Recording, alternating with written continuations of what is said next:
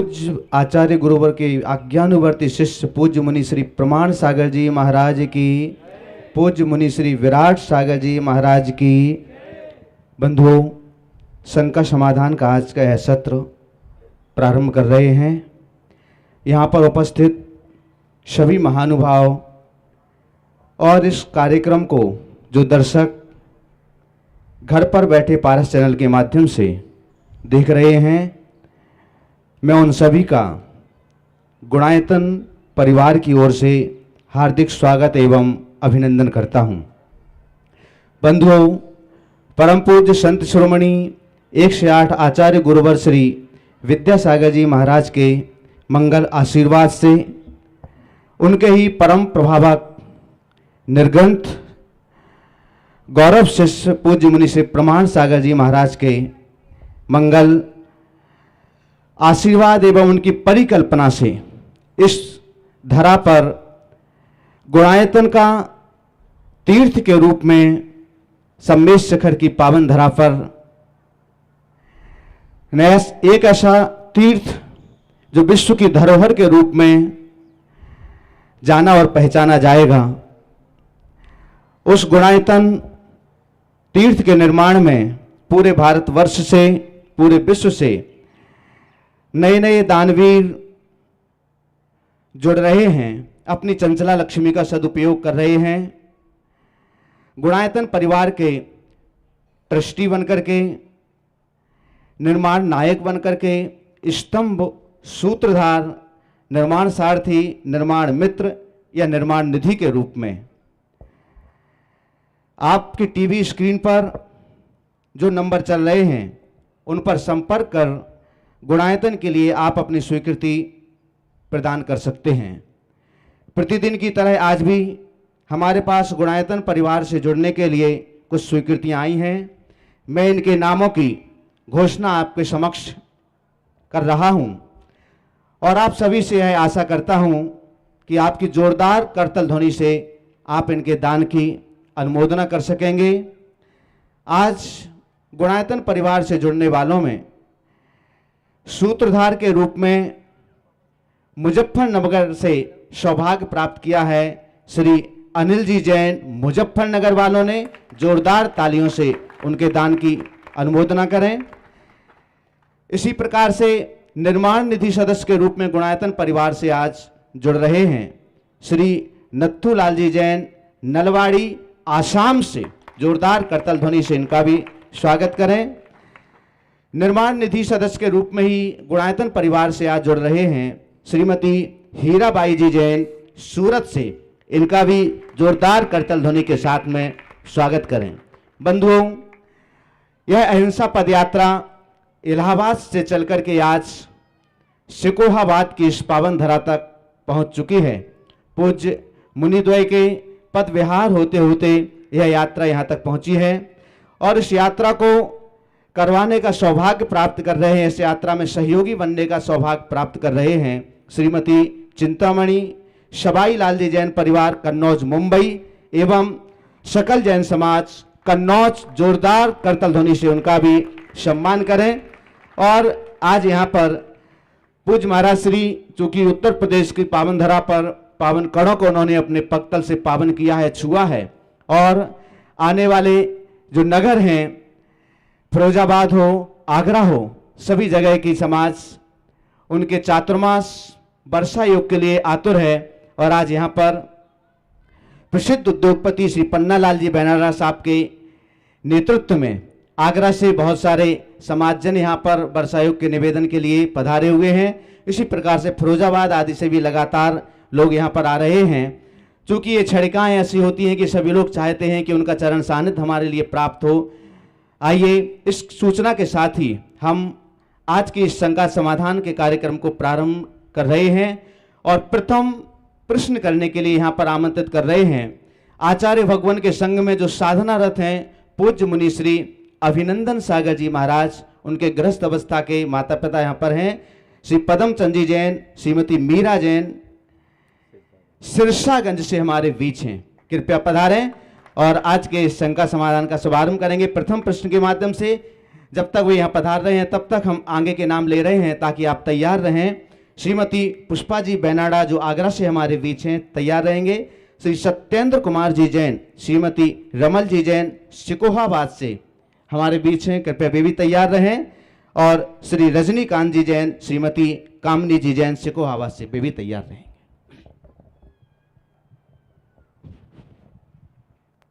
नमोस्तु गुरुदेव। मेरी शंका यह है कि जो मृत्यु होती है उसके उपरांत जो उठावनी होती है उसमें कुछ लोग उसी दिन उठावनी कार्यक्रम करते हैं, कुछ लोग दूसरे दिन, कुछ लोग तीसरे और चौथे पांचवें दिन भी करते हैं। इनमें उचित क्या है? देखिए, ये सामाजिक रीति है, इसका धर्म से कोई संबंध नहीं है और ये जहाँ समाज की जैसी रीति वैसे करो, हम इसके बारे में कुछ नहीं कह सकते। उसी दिन भी महाराज जी मैंने इसको सही बोलूँगा ना गलत बोलूँगा, क्योंकि हमारे क्षेत्र से बाहर का विषय है। श्रीमती पुष्पा जी बेनाडा आगरा, श्री सत्येंद्र कुमार जी जैन, श्रीमती रमल जी जैन शिकोहाबाद। आचार्य श्री, हमारा प्रश्न है, कभी मंदिर लेट हो जाते हैं तो अभिषेक श्री जी का नहीं मिलता है, पूजन के बाद मिलता है, मन बहुत दुखी हो जाता है, उसके लिए क्या करें? कुछ प्रायश्चित करो और दूसरे दिन टाइम पे जाओ। श्री सत्येंद्र कुमार जी जैन, श्रीमती रमल जी जैन शिकोहाबाद। देखो, एक बार बुलाना पड़े, बार बार किसी का नाम मत बोलो, लोग पहले से अलर्ट हो, इसमें पूरा समय चला जाएगा। 4 आदमी का नाम और बोल दो। आप रुको, आप 1 मिनट रुको। 4 नाम तैयार रहेंगे। श्री रजनीकांत जी जैन, श्रीमती कामनी जी जैन शिकोहाबाद, श्री राजीव जैन, श्रीमती पूर्णिमा जी जैन शिकोहाबाद, श्री आलोक जैन, श्रीमती सीमा जी जैन शिकोहाबाद। हाँ, अब दोबारा कोई का नाम अनाउंस नहीं होगा, अपने आप क्रम से हमारे आना। समाज में छात्र छात्राएं उचित प्रशासनिक अधिकारी नहीं है। क्या उनकी प्रेरणा तथा कोचिंग में कमी मिलती है या उनके लिए समाज में उत्साहित किया जाना चाहिए? कम से कम अपनी आबादी का 4 और 5% तो होना चाहिए। बिल्कुल सही बात आपने कही है और आप जिस बात को प्रकट कर रहे हैं इसकी चिंता हमारे गुरुदेव ने आज से लगभग 20-25 वर्ष पहले 1992 में प्रकट की थी और उनकी ही प्रेरणा से जबलपुर में दिगंबर जैन प्रशासनिक प्रशिक्षण संस्थान की स्थापना हुई, फिर दिल्ली में भी हुई। ये खुशी की बात है कि अब हमारे समाज के प्रतिभा संपन्न युवक युवतियों का रुझान प्रशासनिक सेवा में जाने लगा है, लेकिन अभी भी समाज के ज़्यादातर लोग पैसा कमाना चाहते हैं, वो प्रशासनिक सेवा में जाने की उतनी रुचि नहीं रखते। हमें चाहिए कि हम अपने समाज के लोगों को मोटिवेट करें और जिनमें वाकई प्रतिभा है उन्हें प्रशासनिक क्षेत्र में भेजें ताकि वे धर्म की समुचित भावना में अपना योगदान दे सकें। श्री रजनीकांत जी जैन, श्रीमती कामनी जैन। मेरा प्रश्न ये है, क्या पंचम काल में सम्यक दृष्टि जीव का सद्भाव है? बिल्कुल है, पंचम काल के आखिरी दिन तक रहेगा। श्री राजीव जैन, श्रीमती पूर्णिमा जी जैन तब तक तैयार रहेंगे। श्रीमती पद्मा जैन मुंबई और श्रीमती रुचि जैन कन्नौज। नमस्ते महाराज जी। महाराज मेरा प्रश्न ये है, धन को धन से कमाया जाता है या धर्म से? धन को न धन से कमाया जाता है न धर्म से, धन को पाप से कमाया जाता है। मेरी बात आप लोगों को हजम नहीं होगी, लेकिन ये जीवन की एक बहुत बड़ी सच्चाई है। धर्म करके धन नहीं कमा सकते, पाप करके धन कमाया जाता है। आप दुकान में बैठ कर के या अपने ऑफिस में बैठ कर के अपने व्यापार को करते हैं, उसमें दिन भर क्या करते हैं सिवाय पाप के? हाँ, ये हो सकता है कि आप अनीति के बिना धन कमा सको, हो सकता है कि आप शोषण मुक्त तरीके से पाप धन कमा सको, पर निष्पाप वृत्ति से पैसा कमाना कतई संभव नहीं है, क्योंकि जैन धर्म में सटकाए जीव की हिंसा का नाम पाप कहा गया है। एकेंद्रीय से लेकर पंचेंद्रीय पर्यंत जीवों की हिंसा के बिना पैसा कमाया ही नहीं जाता। इसलिए इस भ्रम को छोड़ दीजिए कि पुण्य से पैसा कमाते हैं। अगर पैसा पुण्य के निमित्त से आता है तो जिसके पास जितना पैसा उसे उतना पुण्यवान मानना होगा, और जिसके पास बिल्कुल पैसा नहीं वो सबसे बड़ा पापी होगा। और अगर ऐसी अवधारणा बनाओगे तो सबसे बड़े पापी हम लोग हो जाएंगे, क्योंकि हमारे पास एक पैसा भी नहीं। मानने को राजी हो? फिर महाराज आप ये कह सकते हो कि किसी के पास बहुत पैसा आ जाता है, किसी के पास पैसा कम होता है। समझिए, पुण्य अनुकूल संयोग देता है। अनुकूल संयोग मिलना माने अच्छी बुद्धि मिलना, अच्छी लाइन मिलना, अच्छी लेंथ मिलना, अच्छी लोकेशन पर अपनी जगह मिलना, दुकान मिलना, गुडविल मिलना, ये सब पुण्य देता है। इस पुण्य के बैकिंग में, इस पुण्य के उदय में जब पाप का काम करते हो तो आप पैसा कमाते हो। आपने अपने पुण्य को पाप में लगाया, पैसा कमा रहे हो। हमने अपने पुण्य को परमार्थ में लगाया, कर्म काट रहे हैं। रास्ता दोनों का अलग अलग।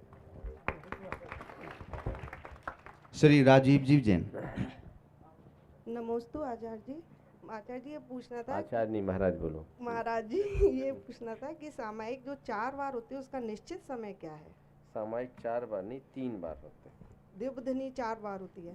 दिव्य धनी अलग बात है, हाँ। संधि कालों में होती है। हाँ, सामायिक का 4 तीनों संध्याओं हाँ, में। 3 संध्याओं में उसका निश्चित समय क्या है? संध्याओं में मैंने जैसे सूर्योदय और सूर्यास्त से 24 मिनट पूर्व, 24 मिनट बाद, और मध्याह्न काल में जो बिल्कुल मध्याह्न का समय है उससे 24 मिनट पहले, 24 मिनट बाद, और सायं काल में भी 24 मिनट पहले, 24 मिनट बाद। नमोस्तु महाराज। नमस्ते महाराज जी, मेरा प्रश्न है, भारत क्षेत्र का जीव विदेश क्षेत्र में पहुंच सकता है तो कैसे? बिल्कुल पहुंच सकता है, इसमें कोई दिक्कत नहीं है, लेकिन मिथ्या दर्शन से पहुंचेगा, सम्यक दर्शन से नहीं। समझ गए? पर मैं आपसे एक कहना चाहता हूँ, विदेश जाने की कोशिश मत कीजिए, विदेह बनने का प्रयास कीजिए।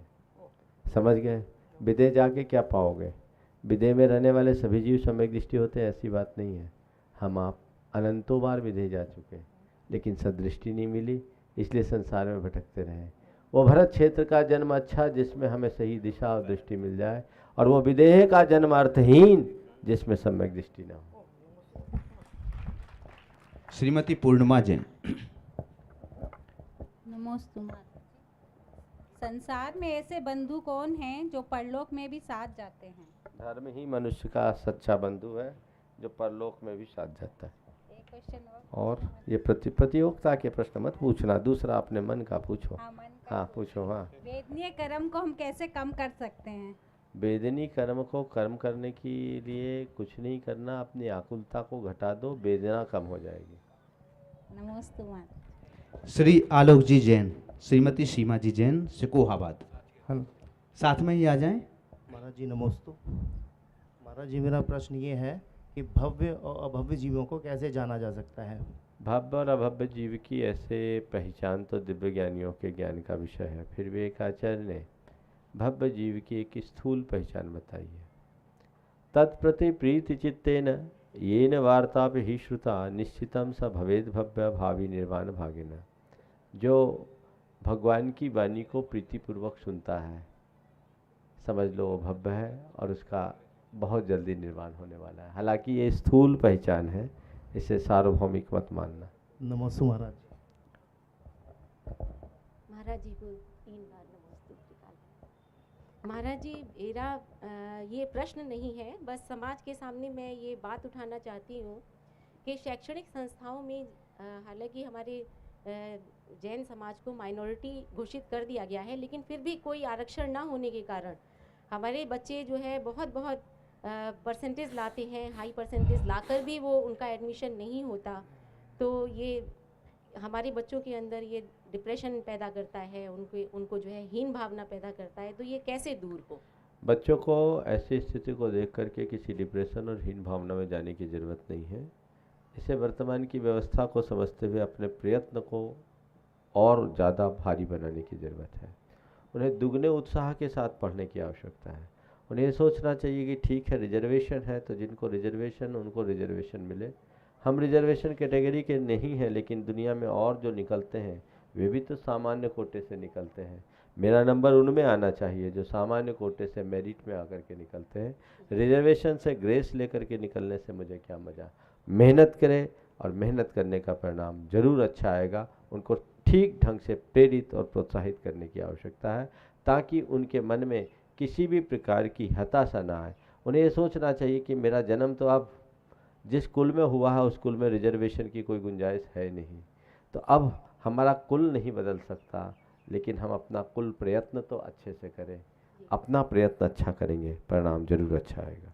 नमस्ते महाराज जी, एक और प्रश्न मैं पूछना चाहती हूँ कि हमारे बच्चे अगर कभी अचीव भी कर लेते हैं, जैसे हाई पोजीशन एक्वायर कर लेते हैं, लेकिन उन पोजीशन पर इतना भ्रष्टाचार है, अपने संस्कारों से बंधे होने के कारण वो वहाँ उतना राइज नहीं कर पाते जितना अन्य समाज के लोग के बच्चे कर लेते हैं।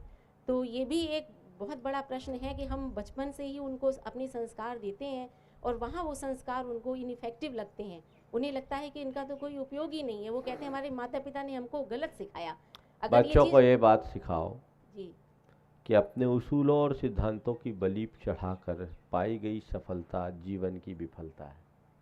हमें ऐसी सफलता को कभी स्वीकार नहीं करना जिससे हमारे उसूल ही विनष्ट हो जाए, हमारे सिद्धांत विनष्ट हो जाए। ये 4 दिन की चांदनी है, फिर अंधेरी रात उनकी निष्ठा को गहरी बनाए, ये प्रश्न अपने आप शांत हो जाएगा। नमस्ते महाराज जी। श्रीमती पद्मा जैन, श्रीमती रुचि जैन ये मुंबई और कन्नौज से हैं, और श्रीमती चिंतामणि सवाईलाल जी जैन परिवार से हैं। उनकी छोटी और बड़ी बहू दोनों वो यहाँ पर प्रश्न करने के लिए आए। इसके बाद तैयार रहेंगे सौम्य जैन और श्री मनोज जी जैन, राही, कन्नौज। नमोस्तु गुरुवर। गुरुवर, हमारे धर्म क्षेत्र में सामायिक और ध्यान का बहुत महत्व और आवश्यक है, पर हम लोग पूजा भी स्वाध्याय सब करते हैं, उसमें मन लग जाता है, पर जब सामायिक करने बैठते हैं तो मन बहुत भटकता है। तो इसके लिए कुछ मुख्य बिंदु बताइए जिससे जब सामायिक करने बैठें तो उस पर विचार करते हुए उसमें मन लग जाए। देखिए, सामायिक करने के लिए सबसे पहले तो सामायिक के प्रति आपकी रुचि और उत्साह होना चाहिए। बिना रुचि और उत्साह के कोई भी क्रिया फलवान नहीं बनती। वो रुचि कैसे जगाएं? बता रहा हूँ। रुचि हो, उत्साह हो, इस प्रकार की रुचि हो कि ये मेरे जीवन की एक मूलभूत क्रिया है। ये व्रत पंचक परिपूर्ण कारण अवधान युक्ते न, मेरे 5 पापों व्रतों में जो मेरे दिन भर की प्रवृत्तियों से क्षति होती है उसकी पूर्ति का आधार है। सामायिक मेरी निर्जरा का सबसे श्रेष्ठतम निमित्त है। ये मेरी भावदशा को सुधारने का एक प्रबल कारण है। इस तरह की श्रद्धा के साथ जब आप रुचि जगाएंगे, आपके अंदर का उत्साह बढ़ेगा, और जहाँ उत्साह होता है, रुचि होती है, वहाँ स्थिरता अपने आप आती है। तो पहली बात, रुचि और उत्साह को जगाएं। दूसरी बात, आसन को सिद्ध करने की कोशिश करें। आसन में अस्थिरता सामायिक में स्थिरता नहीं होने देती, तो अपने आसन को सिद्ध करें। और फिर तीसरे नंबर पर अपने चित्त को चिंतन से जोड़ें। चाहे आप मंत्र जाप के माध्यम से सामायिक कर रहे हो, या भावनाओं के चिंतन के माध्यम से सामायिक कर रहे हो, या अन्य किसी आलम्बन के साथ सामायिक में लीन हो रहे हो, अपने आप को उसके अर्थ से जोड़ने की कोशिश करो। और ये सब तब होगा जब आप अपने मन को पहले तैयार करोगे। लोग सामायिक में बैठते हैं और सोचते हैं एकाएक उनका मन एकाग्र हो जाए। एकाएक मन एकाग्र नहीं होता। मन की एकाग्रता के लिए मन को लौटाना पड़ता है। तो उससे पहले कुछ पद पढ़ लें, सामायिक के पाठ आप कर लें, जिससे आपका चिंतन आध्यात्मिक हो, मन अंतर्मुख हो, और फिर आप सामायिक में रुचिपूर्वक डूबेंगे, बहुत अच्छा हो। सामायिक करते समय अगर 12 भावना ये सब पढ़ें तो वो सामायिक के अंतर्गत पढ़े नहीं, उसके अर्थ के अनुचिंतन में खोए, तो सामायिक में। हाँ, ये सामायिक ही है। आर्तरोत परित्याग तद्धि सामायिकम। नमोस्तु। श्रीमती रुचि जैन, कन्नौज। नमोस्तु गुरुवर। महाराज श्री, मैंने आप ही की कृति जैन तत्व विद्या में पढ़ा कि भोग भूमि में युगल संतान जन्म लेती है और उनके जन्म लेते उनके माता पिता की मृत्यु हो जाती है और वो पति पत्नी के रूप में अपना जीवन जीते हैं।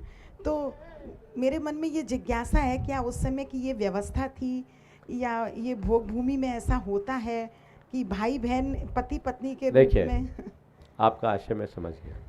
भोग भूमि और कर्म भूमि में बहुत अंतर है। कर्म भूमि में जो भी व्यवस्थाएं हैं सामाजिक व्यवस्था के साथ है। कर्म भूमि से मानव सभ्यता की शुरुआत होती है। भोग भूमि में न समाज था न सभ्यता थी। आपने कहा कि भोग भूमि में युगल संतान को जन्म देकर माता पिता दिवंगत हो जाते हैं। इसका आशय ये नहीं है। वो पति पत्नी के रूप में कभी नहीं रहते, वे स्त्री पुरुष के रूप में रहते हैं। पति पत्नी के रूप में तो तब हो जब उनका विवाह का बंधन हो, और वे भाई बहन भी नहीं होते, निसर्ग से स्त्री पुरुष के रूप में जन्मते हैं और उनका जीवन भर नियोग होता है। पुण्य के फलस्वरूप भोग भूमि में उत्पन्न होते हैं और सारे जीवन उनको भोग भोगने की अनुकूलता मिलती है, तो वो भोग भोगते हैं और अपने जीवन के अंतिम क्षणों में दोनों युगल संतान को जन्म देकर, एक बालक और एक बालिका को जन्म देकर दोनों दिवंगत होते हैं। तो एक वहाँ की व्यवस्था है। सौम्य जैन, कन्नौज। नमोस्तु महाराज जी। महाराज जी, आजकल देखा गया है जब बच्चे बहुत ही कम उम्र के होते हैं तो उनके गार्जियंस उनको पढ़ने के लिए बाहर हॉस्टल में भेज देते हैं, और घर से दूर, अपने माँ बाप से दूर, जब उनको किसी भी एरिया में एग्जाम्पल उनकी हेल्थ को लेके कोई भी प्रॉब्लम होती है तो उनके माँ बाप वहाँ उनकी सेवा के लिए उपस्थित नहीं होते हैं। और जब वही माँ बाप बुढ़ापे में उनको गुजारे के लिए अपने बच्चों की ज़रूरत होती है तो वो बच्चे उनकी सेवा के लिए साफ इनकार कर देते हैं। तो महाराज जी, मुझे ऐसा लगता है क्या ये जो संस्कारों की कमी है, ये एक बचपन में ही हॉस्टल भेज देने की गलती है? महाराज जी, आप बताइए। बहुत ही संवेदनशील मुद्दे को तुमने उठाया है, और आज हमारे समाज में जितने भी विप्लव हो रहे हैं उसका एक मूल कारण ये भी है। निश्चित आजकल के माँ बाप का अपने बच्चों से जो संबंध है वह अंदर से स्नेह और संवेदना मूलक संबंध नहीं रहा। सच्चे अर्थों में देखा जाए तो माँ बाप अपने बच्चों के लिए सब कुछ दे देते हैं पर समय नहीं देते, संस्कार नहीं देते, सामग्री देते हैं और संपत्ति देते हैं। निश्चित जो बच्चा 4-5 साल की उम्र में घर से बाहर होगा, उसको कोई भी प्रॉब्लम होगी तो माँ बाप का उसके हॉस्टल तक पहुंच पाना, उसके स्कूल तक पहुंच पाना प्रैक्टिकल नहीं है। ट्रीटमेंट तो वहाँ के मैनेजमेंट के अधीन ही होता है। उस समय उन्हें चिकित्सा तो मिल जाती है पर ममता नहीं मिलती, और निश्चित ये उनके अंदर एक कुंठा का कारण होगा। माँ बाप कभी अपने बच्चे की सेवा नहीं करे तो माँ बाप की भावना को बच्चा समझेगा कैसे, और बच्चा अपने बचपन में माँ बाप के इस रूप को नहीं देखेगा तो बड़े होकर वो माँ बाप के प्रति अपना कर्तव्य निभाएगा कैसे। निश्चित ये हॉस्टल संस्कृति ही आज के वृद्धाश्रम परंपरा को जन्म देने का कारण बन रही है। मैं ये भी देखता हूँ कि ज़्यादातर वृद्धाश्रमों में रहने वाले वही लोग होते हैं जिनके बच्चे बाहर पढ़ने के लिए जाते हैं। माँ बाप अपने बच्चों को बाहर पढ़ने भेजते हैं और बाहर पढ़कर आने वाले बच्चे अपने माँ बाप को ही घर से बाहर कर देते हैं। ये उदाहरण देखने को मिल रहा है। आप कहोगे महाराज तो फिर हम बच्चों को बाहर न भेजें, भेजिए, पर एक उम्र के पहले मत भेजिए। कम से कम अपने बच्चों को 12, 14, 15 साल की उम्र तक, कोमल उम्र में तो अपने पास रखिए। बच्चा कपड़ा पहनना नहीं सीखा, चोटी करनी बच्ची नहीं सीखी और उसे आपने अपने घर से बाहर भेज दिया तो क्या पाएंगे। देखिए, व्यक्ति के प्रेम का क्या असर पड़ता है। एक चाइल्ड स्पेशलिस्ट डॉक्टर थे, एक बार मेरे पास आए। कई प्रकार की चर्चा हुई और मेरी एक आदत है कि मैं हर प्रकार के व्यक्ति से कई तरह की चर्चाएं करता हूं और सारभूत बात निकालता हूं। बड़े प्रसिद्ध डॉक्टर थे। मैंने उनसे पूछा, डॉक्टर साहब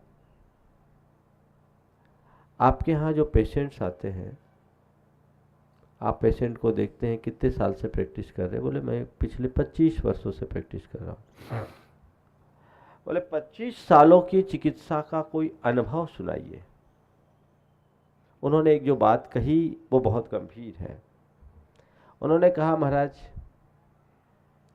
पहले अगर किसी बच्चे को कोई तकलीफ होती थी तो बच्चे के माँ के साथ उसकी दादी भी आती थी। बच्चे को तकलीफ होती थी तो बच्चे की माँ के साथ उसकी दादी आती थी और दादी उसकी माँ से कहा करती थी, बेटे चिंता करने की बात नहीं है, मैं हूँ ना, सब ठीक हो जाएगा कोई चिंता नहीं करना, मैं अस्पताल में रहूँगी, बेटे का पूरा ध्यान रखूँगी। और आज 15 सालों से ये ट्रेंड चेंज हुआ है कि बच्चे के साथ उसकी दादी नहीं आती, बच्चे के साथ उसकी माँ आती है और उसके पिता आते हैं। और जब बच्चे को कोई तकलीफ़ होती है, माँ उसको लेकर के कुछ गंभीर होती है, तो उसका पिता कहता है, यानी पति कहता है, चिंता करने की ज़रूरत नहीं है, तुम जाओ आराम करो, टॉप का हॉस्पिटल है, टॉप का डॉक्टर है, सब ठीक हो जाएगा। बोले महाराज जी इसका फ़र्क है कि पहले ये था जब अपनी दादी के साथ बच्चा आता था तो 10 दिन में ठीक होने वाली बीमारी 3 दिन में ठीक हो जाती थी, और आज 5 दिन में ठीक होने वाली बीमारी 15 दिन में ठीक नहीं होती। ये अंतर है, ये भावनाओं का अंतर है। इसलिए ये बहुत गंभीरता से सोचना चाहिए। मेरी नज़र में प्रतिभा इंस्टीट्यूशन से बंधी हुई नहीं होती, प्रतिभा नैसर्गिक होती है। बहुत उच्च शिक्षा संस्थान में पढ़ने वाला व्यक्ति ही उन्नति के शिखर को छुए, मैं इस धारणा से सहमत नहीं हूँ। मैंने ये भी देखा है और दुनिया के सफलतम लोगों में ऐसे लोग गिने भी गए हैं जो साधारण विद्यालय में पढ़ करके भी असाधारण प्रतिभा के धनी बने हैं। अब्दुल कलाम आज़ाद इसके एक श्रेष्ठतम उदाहरण है जो समाज को सीखने के लिए पर्याप्त है। तो बच्चे में प्रतिभा होनी चाहिए और उसके हिसाब से उसको पढ़ाया जाए, लिखाया जाए तो बहुत अच्छा है। बहुत छोटेपन में बच्चों को बाहर भेजना समाज की भावी पीढ़ी को बर्बाद करना है, मैं ऐसा मानता हूँ। श्री मनोज जी जैन राही कन्नौज एक ऐसे कार्यकर्ता जो महाराज श्री की अहिंसा पदयात्रा में लगातार सक्रिय भूमिका ये निभा रहे हैं और पूरी व्यवस्थाएं पूरी तन्मयता के साथ में बना रहे हैं, वो अपना प्रश्न यहाँ पर रख रहे हैं। नमोस्तु गुरुदेव। गुरुदेव, आजकल माता पिता अपने बच्चों के भविष्य के बारे में ज़्यादा सोचते हैं, क्या ये सही है? भविष्य के बारे में सोचना सही है, पर भविष्य को लेकर के शंका करना ठीक नहीं। आजकल कई बार लोगों से जब कहा जाता है हम अपने बच्चे का भविष्य बनाना चाहते हैं, तो भविष्य बनाओ, लेकिन तुम उसके वर्तमान को ठीक रखोगे तभी भविष्य बनेगा। अभी जो पहला प्रश्न आया ना, मैं समझता हूँ वो सब उसी का, दोनों एक दूसरे से जुड़े हुए हैं। बच्चे के भविष्य को उज्जवल बनाने के लिए तो आप बच्चों को बाहर भेजते हो, लेकिन बच्चों का भविष्य जो होता है सो होता है, तुम्हारा खुद का भविष्य भी खराब हो रहा है। तो बच्चों के भविष्य के पीछे तुम ऐसी चिंता मत करो कि तुम्हारा भविष्य खराब हो और बच्चों का भविष्य भी खराब हो जाए। भविष्य के प्रति सजगता इतनी होनी चाहिए कि बच्चे में कोई खोटी आदत न हो, उसके अंदर कुसंस्कार न पड़े, वो कुसंगति का शिकार न हो, अच्छे से पढ़े लिखे और जब अपने व्यवहारिक जीवन में उतरे तो ठीक ढंग से काम काज कर सके। बच्चे के बारे में इतना ही सोचना सकारात्मक है। उसके भविष्य को लेकर मैं देखता हूँ आजकल की खासकर जो नए कपल्स होते हैं और उसमें भी बच्चे की माँ सबसे ज़्यादा अपने बच्चे के भविष्य को लेकर चिंतित होती है। महाराज ये पढ़ता नहीं है, इसको बोलिए पढ़िए। एक बार एक कपल आया मेरे पास और वो अपने बच्चे की शिकायत कर रहा था, महाराज ये पढ़ता नहीं है, हमको बहुत इसको लेकर के चिंता होती है, कुछ नहीं पढ़ता। सुने थोड़ी देर उनकी बात, हमने पूछा अच्छा ये बताओ इसमें कोई खोटी आदत है? बोले खोटी आदत नहीं। जिद करता है? बोले जिद भी बिल्कुल नहीं करता। बात मानता है? महाराज कोई बात नहीं काटता है। बोले अच्छा। बोले महाराज पढ़ता नहीं है, हमको बहुत चिंता होती है। बोले कितना % आया? बोले 94% आया। 94% आया और माँ कह रही है बच्चा पढ़ता नहीं है। तो मैंने उसके पिता की तरफ मुँह करके देखा, मैं जानता था उसको। हम बोले तुम्हारे जीवन का हाईएस्ट % क्या हुआ? बोला 47%। हम बोले तुमसे अच्छा बच्चा। कितना थोप रहे हो? प्रोडक्ट तुम्हारा, जन्म तुमने दिया, बच्चा 94% ला रहा है तब भी तुमको संतोष नहीं। इस प्रकार की मानसिकता का बच्चों के ऊपर बहुत गलत असर पड़ता है। बच्चों के भविष्य बनाने के नाम पर आप बच्चों का भावनात्मक विकास रोकते हैं, उनके दिमाग पर ज़रूरत से ज़्यादा वजन लाद देते हैं और यह उनकी उन्नति में बाधक होती है। इसलिए भविष्य की चिंता करिए, पर ऐसी चिंता मत करें कि भविष्य ही शंकास्पद हो जाए। श्री पन्नालाल जी बेनाडा आगरा श्रीमती पुष्पा जी बेनाडा आगरा। और आगे तैयार रहेंगे श्रीमती आरती जी जैन मैनपुरी, श्री रूप जी जैन आगरा और श्रीमती सरला जी जैन आगरा। महाराज श्री ऑनलाइन अंशिका जैन सागर मध्य प्रदेश से पूछ रही हैं, एक घर से दूर कॉलेज में पढ़ने वाली लड़की को किस तरह की संगति में रहना चाहिए? घर से दूर कॉलेज में रहने वाली लड़की को सबसे पहले तो चाहिए कि गुरु चरणों में जाकर के कुछ खास प्रतिज्ञाएं ले, जिससे अपने संस्कार नष्ट न होना हो। चाहे वो लड़की हो या लड़के, सबको बाहर जाने से पूर्व जीवन पर्यंत के लिए नॉन वेज का, नशे का और विवाह पूर्व ब्रह्मचर्य का नियम लेना चाहिए। कभी सुसाइड न करे, कभी आत्महत्या न करे, इस बात का ध्यान रखना चाहिए। रहा सवाल संगति का, तो जिस तरह के प्रवृत्ति वाले युवक या युवतियां हैं उनसे अपनी सुरक्षित दूरी बना करके रखना चाहिए। उनसे बहुत ज़्यादा मेल मिलाप नहीं करना चाहिए और उनके साथ संगति करनी चाहिए जिनके संस्कार अच्छे हों और जो आपको आगे बढ़ने के लिए प्रेरित या प्रोत्साहित करते हों, जिनकी सोच सकारात्मक हो, जो आपको हतोत्साहित करे उनसे दूरी रखो और जो आपको प्रोत्साहित करे उन्हें हमेशा अपने साथ रखो। यदि इन सब बातों को ध्यान में रख करके कोई व्यक्ति चले तो वो अपने जीवन में कभी धोखा नहीं खा सकता, उन्नति के शिखर पर पहुंचेगा। नमोस्तु महाराज श्री। महाराज श्री, वर्तमान में एक समस्या ने बहुत सबको घेरा हुआ है और उसका समाधान होना जरूरी है। आज हो क्या रहा है, माता पिता मजबूर होते हैं, कुछ ध्यान नहीं देते और कहीं भी बेटे की बायोडाटा बनाते हैं, शादी करने के लिए तैयार हो जाते हैं। उनकी निगाह में अब जैन होना ज़रूरी नहीं है। उनकी प्रायोरिटी हो गई है लड़का बस अच्छा होना चाहिए, लड़की को जहाँ पसंद है करना चाहिए। समाज भी उनका साथ देती है और वो बड़े प्रसन्न से अपने धर्म को दांव पे लगाकर और कहीं भी बेटे बेटी का ब्याह कर देते हैं। इसको किस प्रकार से रोका जाए और बचा जाए, कहाँ तक उचित है ये? देखिए, विधर्म विवाह कतई उचित नहीं। विधर्म विवाह का ये दुष्परिणाम ये आया कि पारसी समाज विलुप्ति के कगार पर पहुंच गई। पारसी समाज की ये स्थिति हो गई कि अल्पसंख्यक आयोग को उन्हें 2 से अधिक संतान उत्पन्न करने की छूट देने की अनुशंसा करनी पड़ी। यदि इसी तरह विधर्म विवाह की परिपाटी चलते रहेगी तो आने वाले दिनों में जैन धर्म और जैन समाज सब नष्ट भ्रष्ट हो जाएंगे। इसलिए इसके प्रति बहुत जागरूकता समाज में फैलाने की ज़रूरत है। मैंने कहा था कि एक बेटी यदि जैन धर्म से विमुख होती है तो एक पूरा वंश जाता है और 1000 साल में 1 करोड़ व्यक्तियों की हत्या होती है। इतना बड़ा पाप, कितना बड़ा नुकसान। हमारे पूर्वजों का हम पर कितना बड़ा उपकार है कि भगवान महावीर के निर्वाणोपरांत 2500 वर्ष बाद तक आज भी हमें वो परंपरा मिल रही है, वो संस्कार मिल रहे हैं। यदि इस परंपरा को हम आगे नहीं बढ़ाएं तो आने वाली पीढ़ियों के प्रति हमारा घोर अपराध होगा। इसलिए लोगों को चाहिए कि केवल ऊपरी चमक पर न फिसले, जीवन की गहराई को समझे, जीवन की मौलिकता को पहचाने। श्री पन्नालाल जी बेनाडा समाज का भी तो आगरा। कोई दायित्व होता है, समाज को भी तो जागरूक होना चाहिए। मैंने बताया ना, व्यक्ति और समाज सबको इस विषय में बहुत ध्यान देना चाहिए। मैंने इस विषय में पहले भी काफ़ी प्रकाश डाला है और ये एक बहुत गंभीर मुद्दा है। जब तक समाज की सोच नहीं बदलती तब तक इसके दुष्परिणाम से बचना बहुत मुश्किल है।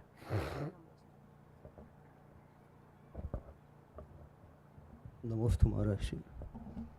विदेश में कुछ शहरों में कुछ ऐसे मंदिर बनाए जाते हैं जिसमें दिगंबर और श्वेतांबर मूर्तियाँ अलग अलग होती हैं और एक ही वेदी पर रखी जाती हैं।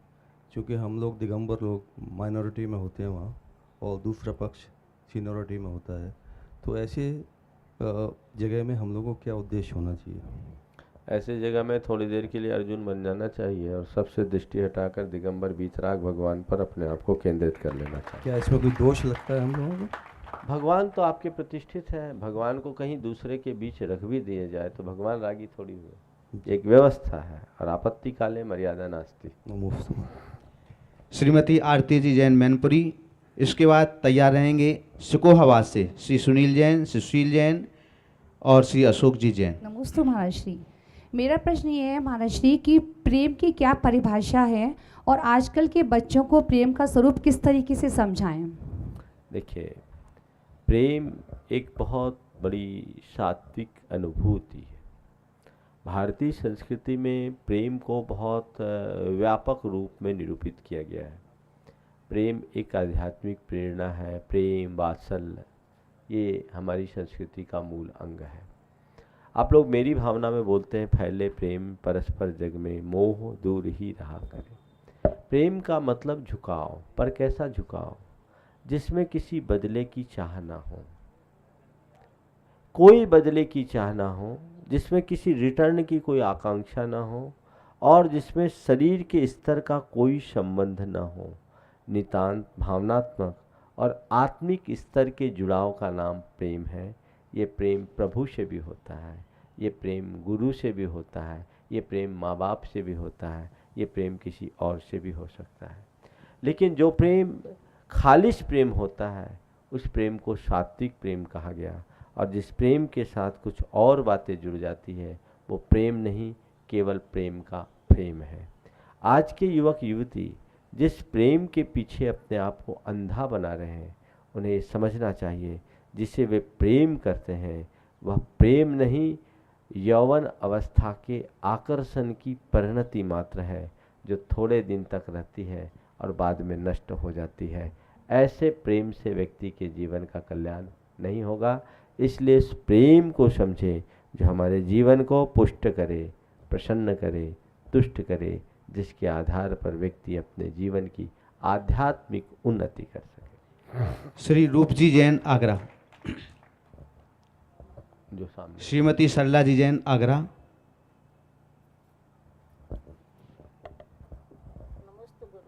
नमस्ते गुरुवर।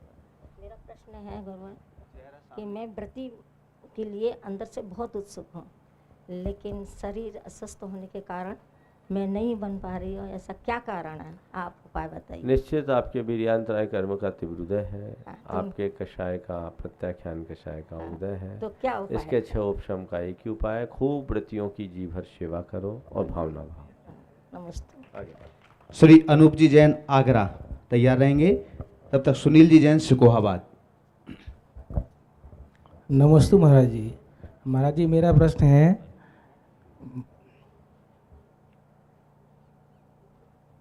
हाँ बोलिए। मेरा प्रश्न है महाराज जी, मन को एकाग्र करने का क्या उपाय है?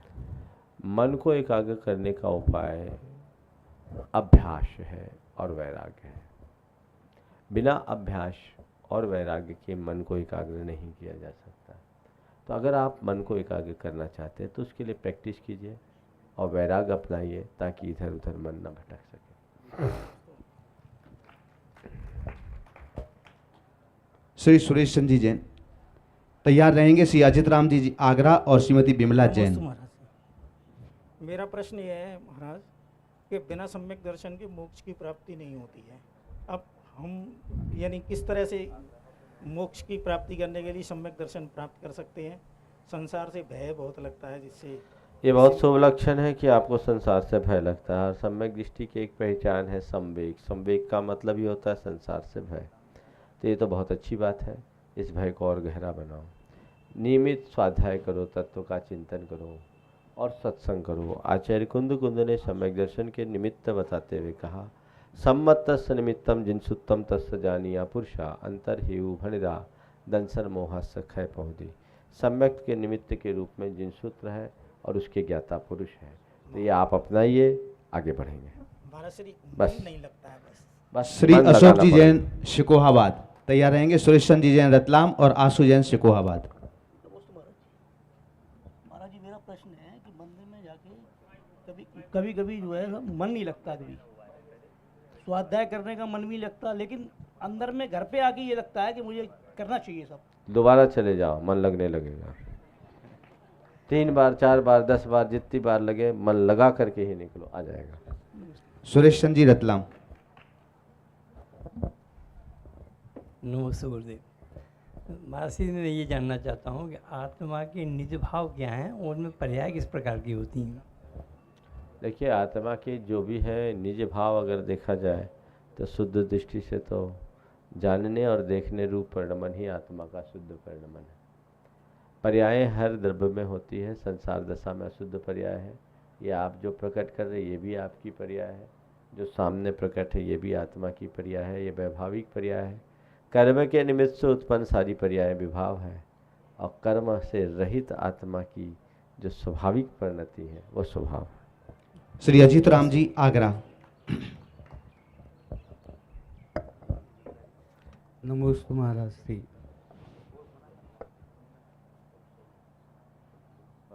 वर्तमान जो जिस क्षेत्र में हम लोग इस समय हैं, भगवान की जो प्रतिमा है उनकी आकृति और खगड़ासन पद्मासन की जो व्यवस्था है और अकृत्रिम चैत्यालय में जो प्रतिमाएं हैं, उनमें और इनों में क्या कुछ फर्क होता है? बहुत फर्क होता है। जैसे अकृत्रिम चैत्यालयों की जो प्रतिमा है वो हूबहू दिखती है।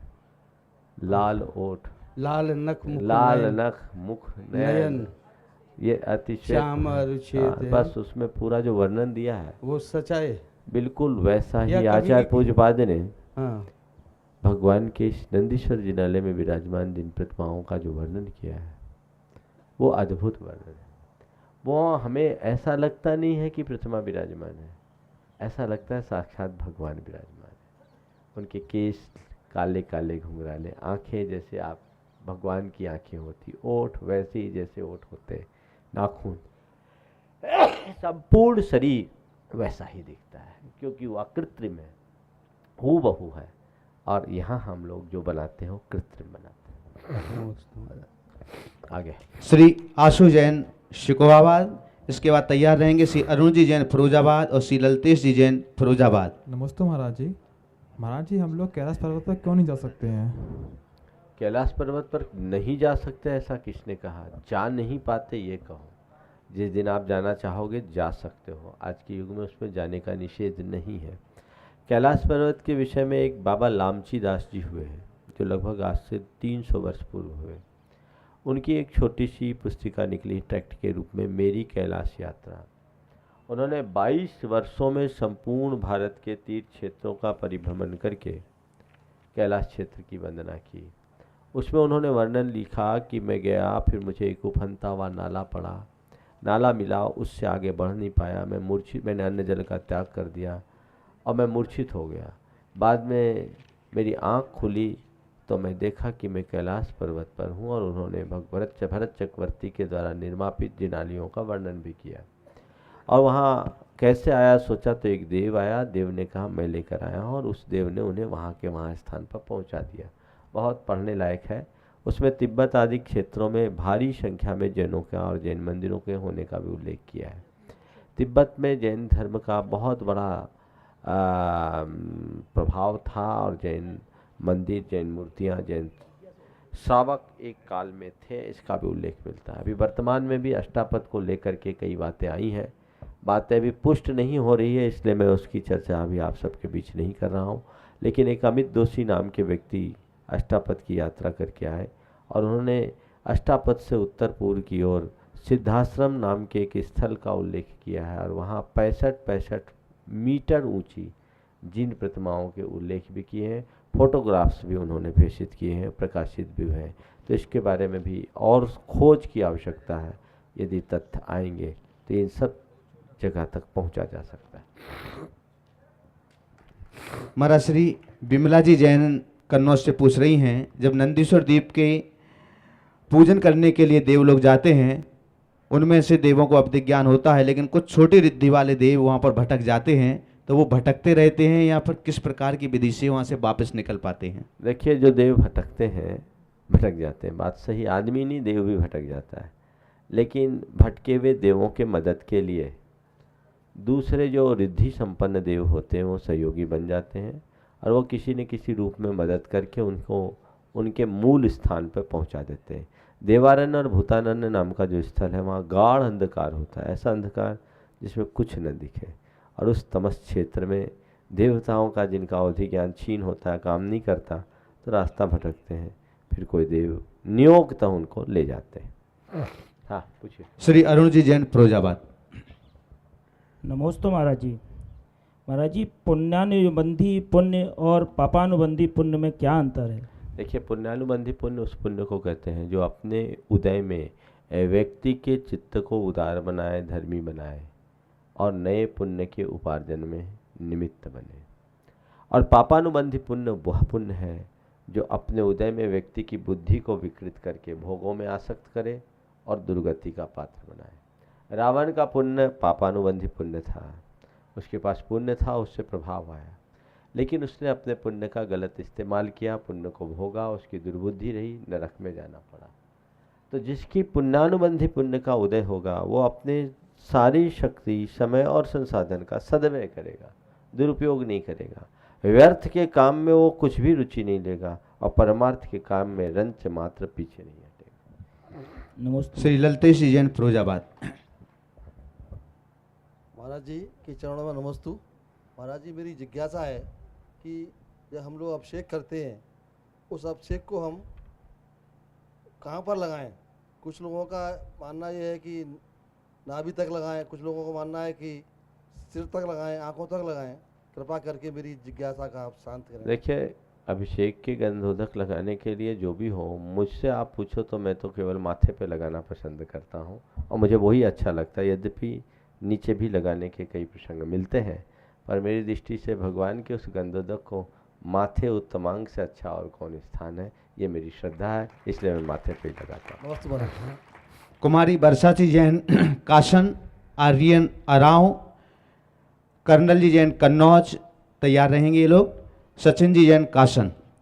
महाराज श्री ऑनलाइन सारिका जैन दमोह से और प्रियंका जी जैन अहमदाबाद से पूछ रहे हैं कि क्या गर्भवती महिला पूजा कर सकती है और भाव पूजा या द्रव्य पूजा क्या कर सकती है 1 से 9 महीने तक में? गर्भवती महिलाओं के 5 महीने के बाद आहार देने का तो निषेध मिलता है, पर पूजन करने का निषेध कहीं नहीं दिखता। मेरी राय में पूजा करनी चाहिए और ठाट बाट से करनी चाहिए। महाराज जी नमोस्तु। मेरा प्रश्न आपसे यह है कि कुछ लोग होते हैं जो मंदिर नहीं जा पाते हैं, पर घर में मंदिर बनाकर उनमें प्रतिमा स्थापित कर कर, शास्त्र स्थापित कर कर क्या उनका पूजन करना सही है? देखिए, मंदिर का काम मंदिर में ही करना चाहिए। घर में मंदिर जैसी व्यवस्था नहीं बन सकती, क्योंकि घर घर होता है, मंदिर मंदिर होता है। हाँ, एकदम मंदिर बहुत दूर है तो काम चलाओ व्यवस्था की दृष्टि से भले कोई घर में गृह चैत्यालय बना करके पूजा पाठ कर ले, लेकिन ये ध्यान रखना है कि घर में उतनी शुद्धि नहीं रहती। इसलिए पहला प्रयास यही होना चाहिए कि मंदिर में जा कर के ही पूजा आराधना करें। धर्म का काम धर्म स्थान में ही होना चाहिए। आर्यन जैन अराव, आपके लिए बतला दें, कल शनिवार है और बच्चों का स्पेशल दिन है। जो लोग टीवी स्क्रीन पर चल रहे नंबर आप देख रहे होंगे, जो भी लोग बाहर से भी प्रश्न पूछना चाहते हैं, आप उन नंबरों पर अपने प्रश्न यहाँ पर भेज सकते हैं। और कल का पूरा दिन बच्चों के लिए स्पेशल होता है। जो भी शिकोहाबाद आसपास के लोग हैं यहाँ पर बैठे हुए हैं, ऑनलाइन वे अपने प्रश्नों को भेज सकते हैं, यहाँ वाले साक्षात यहाँ भेज सकते हैं, ऑनलाइन भी इन प्रश्नों को आप दे सकते हैं। और आर्यन जैन इसके बाद तैयार रहेंगे। सचिन जैन काशन और श्रीमती रश्मि जैन अराव। नमोस्तु महाराज जी। महाराज जी, मेरा प्रश्न ये है, रात में मंदिर का घंटा क्यों नहीं बजाते? ये परंपरा है। आगे चलो। श्रीमती उषा जैन शिकोहाबाद भी तैयार हैं। नमस्ते महाराज जी। महाराज जी, मेरा प्रश्न ये है कि जो हम भगवान की आरती करते हैं तो कई चीज़ तू से हम भगवान को कहते हैं, तू कितना सुंदर होगा, तेरी प्रतिमा कितनी सुंदर। देखो, भक्ति में भाषा गौण हो जाती है और जिनसे अपनत्व होता है ना, उनमें तो तू की ही बात आती है। हम अपने से बड़े को आप बोलते हैं, वो भगवान ठीक को है, तू पर करके बोलते हैं। भगवान से जब हम एकदम नज़दीक आ जाते हैं ना, आप देखते होंगे कि बच्चा पिता को तो फिर भी आप बोल दे, माँ को प्राय तू बोलता है। जिससे ज़्यादा जुड़ाव होता है वहाँ भाषा की ये सीमा टूट जाती है। नमस्ते महाराज। श्रीमती रश्मि जैन अराव। नमस्ते महाराज जी।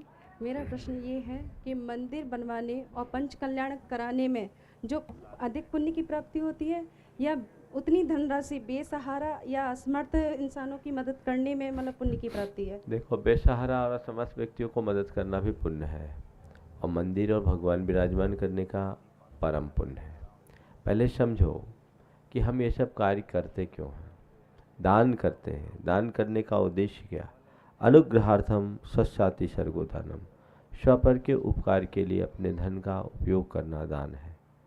हम अपने निमित्त से किसी के दुख को दूर करें तो हमारे द्रव्य का उपयोग होगा, और जिसका जितना बड़ा दुख दूर करेंगे उतना अधिक पुण्य होगा।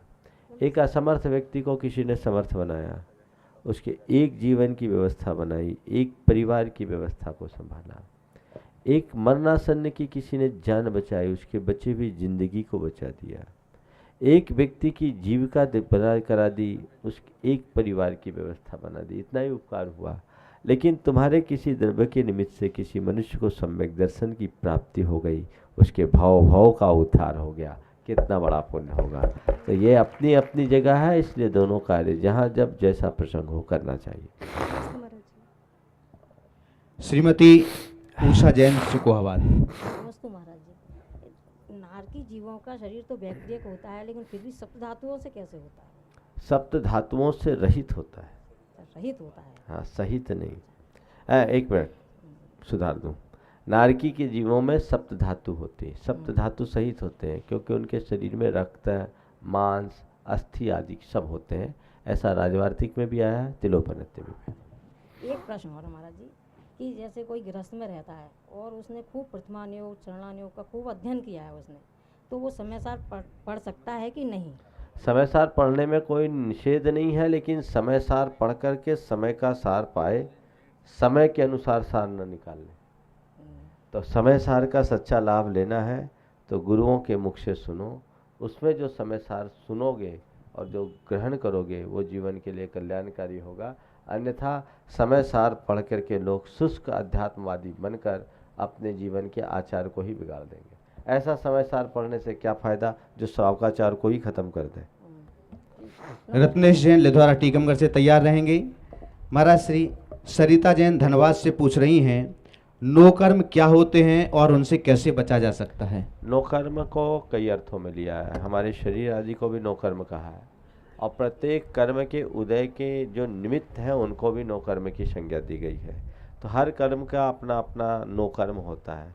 जैसे कहा गया कि भैंस के दूध का दही, निद्रा के 5 निद्राएं हैं ना, उनकी उदीर्णा का नो कर्म है। तो ऐसे अलग अलग नो कर्म है। तो नो कर्म का मतलब है कि निमित्त है। तो कोशिश करके कि हम चला करके ऐसे नो कर्मों को अपने साथ न जुड़ने दें। लेकिन बाहर के निमित्त को रोकना बहुत कठिन है, नैमित्तिक से अपने आप को बचाना बहुत सरल है। इसलिए हम कोशिश करें, कोई कितना भी बड़ा नो कर्म क्यों ना आए, अपने आप को बचाए। जैसे हंसी का नो कर्म जोकर है। जोकर खड़ा हो जाए और वो अपनी कोई एक्टिविटी करे तो आपको हंसी आएगी, लेकिन जोकर सबको हंसाए ये कोई ज़रूरी नहीं है। समझ गए? जोकर सबको नहीं हंसा सकता। अगर कोई व्यक्ति चाहे कि मुझे नहीं हंसना है तो जोकर चाहे जितना कुछ क्यों ना बोले वो हंस नहीं सकता। रत्नेश जैन लिधवारा टीकमगढ़। नमस्ते महाराज। अगर हम लोग महाराज जी प्रयास करें और सफलता नहीं मिले तो क्या करना चाहिए? दोबारा प्रयास करना चाहिए, दोहरी शक्ति से प्रयास करना चाहिए, और अंतिम क्षण तक, जब तक अवसर और अनुकूलता है, केवल प्रयास और प्रयास करते रहना चाहिए। और अंतिम प्रश्न के लिए सुशील जी जैन को हम यहाँ पर आमंत्रित कर रहे हैं। अभी तक जो इस प्रश्न में शंका समाधान में आप देख रहे होंगे, संचालित कर रहे होंगे, सुशील जी जैन कन्नौज। नमस्ते गुरुवर। गुरुवर, आज जो ये बिहार चल रहा है, इसकी सारी व्यवस्थाएं कैसी चल रही हैं, आप जरा आदेशित करते हैं। भैया, मैं व्यवस्था देखता नहीं, अवस्था देखता हूँ, और जब अवस्था देखता हूँ तो अव्यवस्था दिखती नहीं है। ऐसे मुझे जहाँ तक पता है आपकी व्यवस्था बहुत अच्छी है, कोई अव्यवस्था नहीं है। और एक बात मैं आप सबसे कहना चाहूँगा, साधु संतों के बिहार में अपना योगदान देना सातिशय पुण्य का एक निमित्त है, और ये अवसर आप सबके जीवन का एक श्रेष्ठतम अवसर है जो सातिशय पुण्य को प्रदान कर रहा है। भगवान से मैं तो यही प्रार्थना करता हूँ कि अभी हम लोगों को विहार कराया, इतना पुण्य हो जाए कि तुम खुद विहार करने में समर्थ हो जाए और जीवन को आगे बढ़ाओ। इतना ही कर करके समय आप सबका हो गया है। परम पूज्य आचार्य गुरुवर के चरणों में नमन अर्पित करते हुए आज के इस शंका समाधान के सत्र को मैं यहीं पर विराम दे रहा हूँ। बोलिए परम पूज्य आचार्य गुरुवर श्री विद्यासागर जी महाराज की। पूज्य मुनि श्री प्रमाण सागर जी महाराज की। पूज्य मुनि श्री विराट सागर जी महाराज की।